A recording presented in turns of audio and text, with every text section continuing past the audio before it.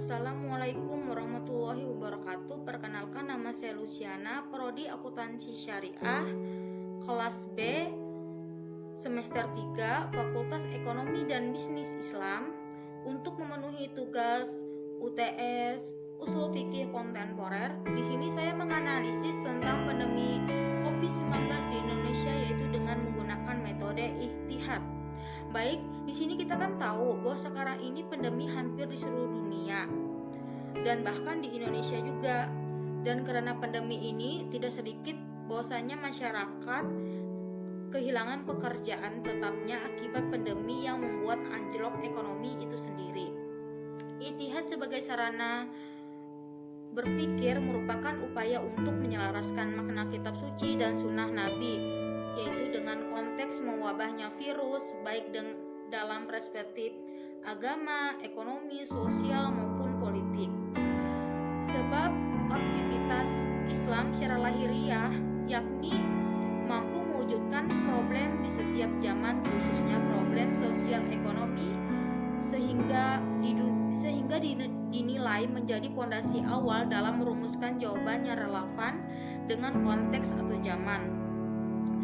Proses rasionalisasi ini biasanya dengan melalui berbagai seperti metode kias, ihtisan dalam ilmu fikih.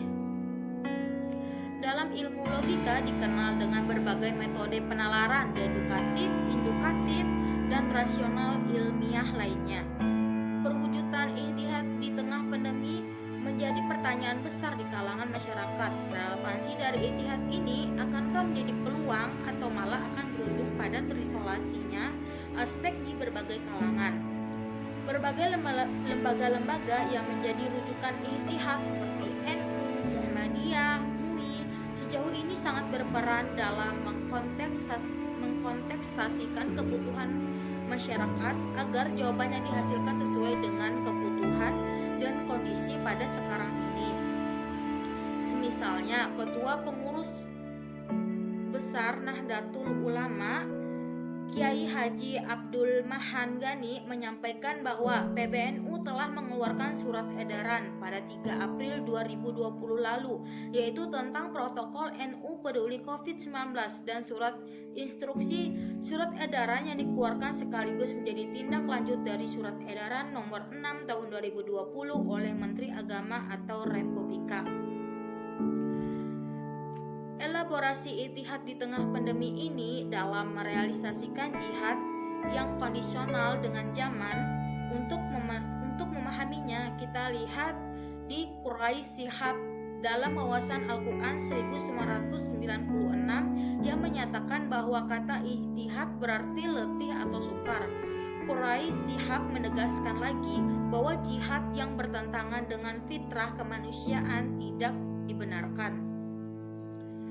Dalam artian senantiasa menjauhkan diri dari tindakan kriminal, kekerasan, hoaks, agitasi, kebencian, dan berbagai pelanggaran yang tidak sesuai dengan aturan pemerintah dan agama itu sendiri.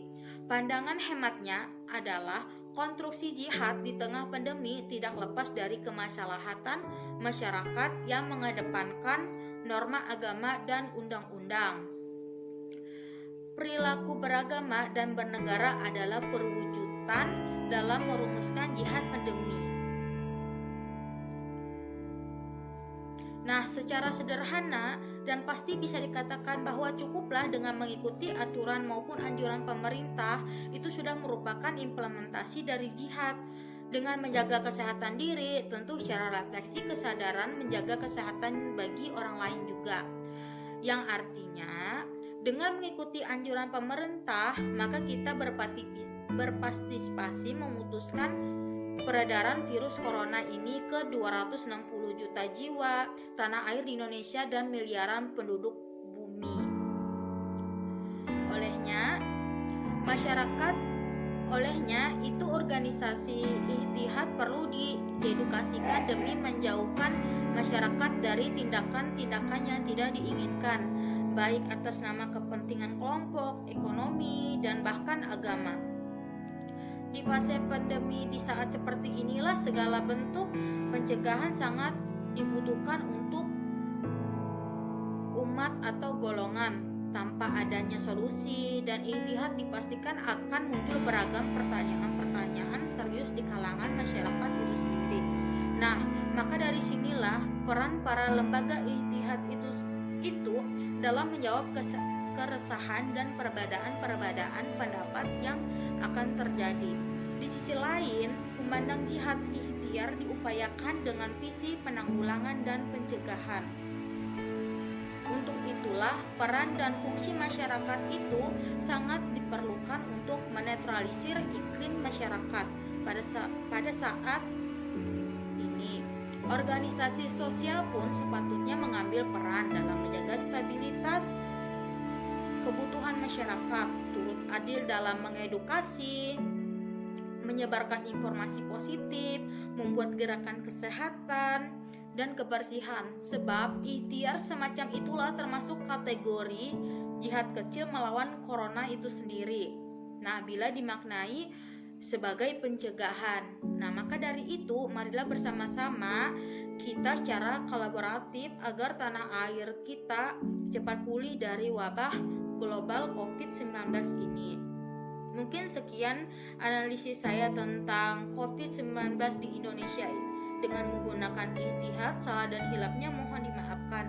Wabillahi taufik wal hidayah. Wassalamualaikum warahmatullahi wabarakatuh.